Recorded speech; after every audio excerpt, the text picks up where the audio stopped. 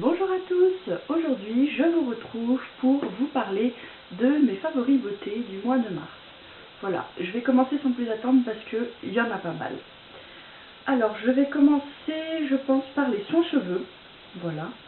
Alors en premier j'ai ce shampoing de la marque De Sange, Douce Argile, voilà, qui promet de purifier les racines grasses et d'adoucir les pointes sèches. Voilà, alors j'ai beaucoup aimé ce shampoing. C'est vrai qu'il empêche les racines des cheveux de régresser trop vite, tout en n'abîmant pas les pointes. Voilà, il ne les dessèche pas et c'est ce que je recherche en ce moment. Voilà, pour continuer dans la routine cheveux, j'ai l'après-shampoing. C'est toujours la marque De Sange, mais c'est pas de la même gamme. Lui, c'est le Nutri Extrême Richesse.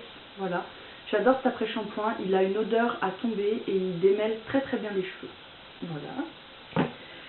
J'ai beaucoup utilisé la lotion tonique douceur de L'Oréal, qui est une lotion douce pour les peaux sèches et sensibles. Alors j'ai beaucoup aimé ce produit, voilà, d'ailleurs j'arrive à la fin. Il va falloir que je la rachète. Et voilà, parce que c'est vrai que le matin j'aime bien un coup d'eau sur le visage et derrière un petit coup de coton avec la lotion. Et ça rafraîchit vraiment, ça fait du bien à la peau, j'aime bien. J'utilise beaucoup en ce moment l'exfoliant unificateur de teint de Neutrogena, voilà, dans la gamme Visible Clear Correct et Perfect. Il a des vraiment tout petits grains, ce qui fait que c'est appréciable parce que ces tout petits grains, ils n'abîment pas la peau, on n'a pas l'impression d'avoir la peau décapée après comme avec certains exfoliants. Du coup, à coup sûr, je continuerai à l'utiliser au mois d'avril. Voilà, je vais maintenant passer plus au maquillage. Donc pour le teint, j'utilise beaucoup la Dream Fresh Bébé de Je m'aime Maybelline, qui est une petite bébé crème qui fait très bien son travail. Voilà, elle couvre sans plâtrer, on n'a pas l'impression d'avoir quelque chose sur la peau. Et c'est vraiment quelque chose que j'apprécie parce que j'ai horreur de ça quand on met un fond de teint ou une bébé crème et que on a l'impression vraiment de se coller la tête dans un seau de béton et de la ressortir toute couverte. Voilà, j'aime bien le fait de ne pas sentir mes produits sur le teint. Je l'applique avec la petite éponge de Real Technique. Voilà, je trouve que c'est un très beau combo, les deux. Voilà, elle se nettoie facilement. Une fois qu'elle est gorgée d'eau, elle ne boit pas trop de produits, ça c'est important parce qu'avec certaines éponges on a parfois le problème qu'elles boivent beaucoup de produits. Voilà, bon je suis pas fan de sa couleur orange, mais en même temps quand je me maquille ça pose pas trop de problème quelle couleur elle a. Voilà, sur les lèvres, j'aime bien pour les hydrater le Rêve de Miel de NYX, ça reste mon chouchou. Tant l'odeur que la texture, voilà, je le mets le matin avant de maquiller les lèvres et le soir après m'être démaquillée pour les hydrater correctement. Rêve de Miel de NYX, c'est le seul baume à lèvres que j'utilise, j'en utilise pas d'autres. Voilà, il fait le matin, le soir et voilà. Et je ne réhydrate pas mes lèvres dans la journée, donc le fait que ce soit un pot et que ce soit pas très hygiénique, ça me pose pas vraiment de problème puisque je le mets le matin après m'être lavé les mains, le soir après m'être lavé les mains, donc voilà. Pas de souci là-dessus. Pour le maquillage des lèvres maintenant, j'aime bien ces petits jumbo de chez Kiko. D'ailleurs je porte celui-ci aujourd'hui qui est le 107. Voilà, je ne sais pas si la caméra lui rendra justice. Ça se présente sous forme de stick comme ça qu'on tourne, voilà, ça se taille pas. Donc ça j'aime beaucoup aussi parce que c'est vrai que quand c'est des crayons à tailler, c'est plus précis. L'application est plus précise, mais quand on arrive le matin que son crayon n'est pas taillé et qu'il faut le tailler en catastrophe, ouais, c'est pas ce que je préfère. Voilà, et puis j'ai cette petite couleur. Voilà, celui-ci c'est le numéro 2 et c'est dans la gamme Frosted Look. Voilà, et il est mat. Celui-ci est mat. Voilà, un beau vieux rose mat. Et ce petit violet qui est très très joli. Voilà. Pour le teint, j'aime aussi le jumbo de chez Kiko, qui est le contour. Alors je crois que lui c'était une édition limitée, si je ne me trompe pas. Voilà, c'est pareil, il se taille pas, hein, il se twist et ça j'aime bien. Voilà. Donc il n'est pas trop foncé pour ma carnation, il s'estompe très bien, il laisse pas de traces de traces dégueulasses, on a l'impression qu'on s'est fait de crayon tout terreux. Non, non, il est très bien, il s'estime très bien, il a une texture très crémeuse, donc c'est parfait pour moi. Je le manipule mieux que certaines poudres en fait. Voilà, je préfère les versions stick aux versions poudre pour tout ce qui est contour. Je trouve que c'est plus simple d'utilisation.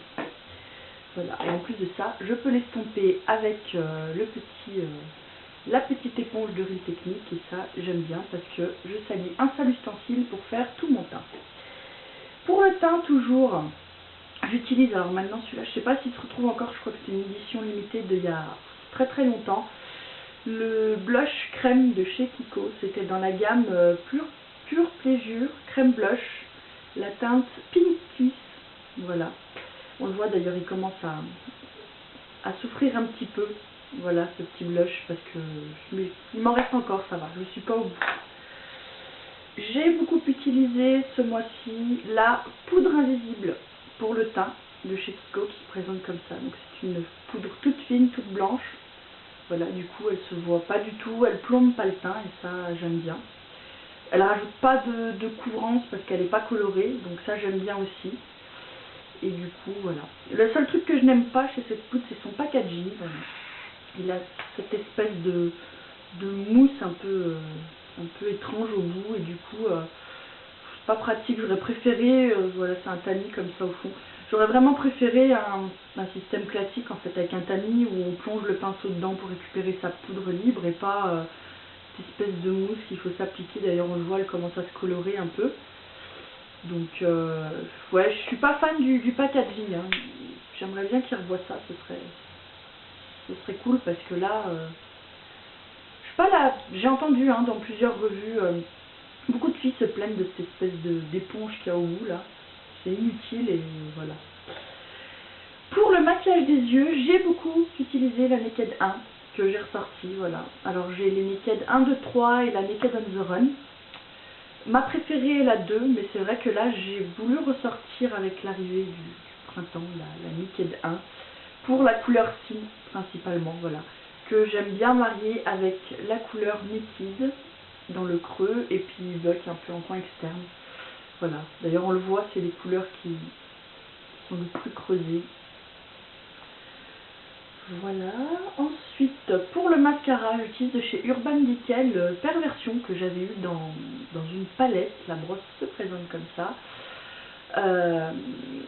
J'aime pas tellement ce mascara, je le trouve un peu difficile à travailler, et puis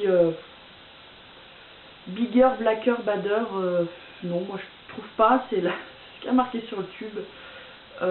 Il fait pas plus de volume que ça, il est très noir, c'est son avantage, mais je trouve la pâte un peu difficile à travailler sur les cils, voilà. Notamment si vous n'avez pas recourbé vos cils avant, je trouve qu'il est très très compliqué à poser. Voilà, j'ai un flop qui est, alors pas pour le produit, mais pour le packaging vraiment. L'effaceur yeux de Je m'aime Maybelline, c'est un anti-cerne. Alors il est très bien, la couleur est très bien, j'aime bien le produit, la texture du produit, mais son packaging c'est pas possible. Alors moi j'ai enlevé l'espèce, je fais l'erreur d'enlever l'espèce d'embout mousse qu'il y a au bout, donc je me retrouve maintenant avec un bitonneux comme ça d'où le produit sort, et ça salit tout, et c'est tout dégueulasse, et si on tourne trop, il y a trop de produits qui sortent, et du coup on ne sait plus quoi faire du reste, voilà. Du coup j'en gâche un petit peu, mais ouais, je sais pas si c'était mieux la mousse toute dégueulasse où ben une anti-cerne dedans et qu'on continue à s'appliquer sur la face, ou si c'est mieux d'en foutre partout et de perdre un peu de produit, voilà.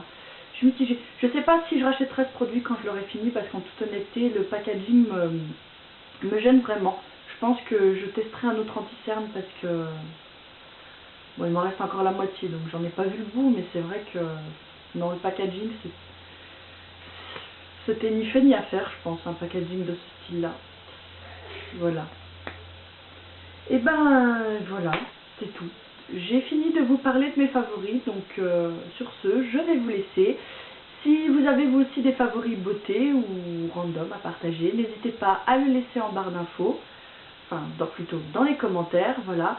J'essaierai peut-être de vous mettre des liens de ces produits pour ceux que je retrouverai en barre d'infos, voilà. Et puis sur ce, eh bien, bonne journée!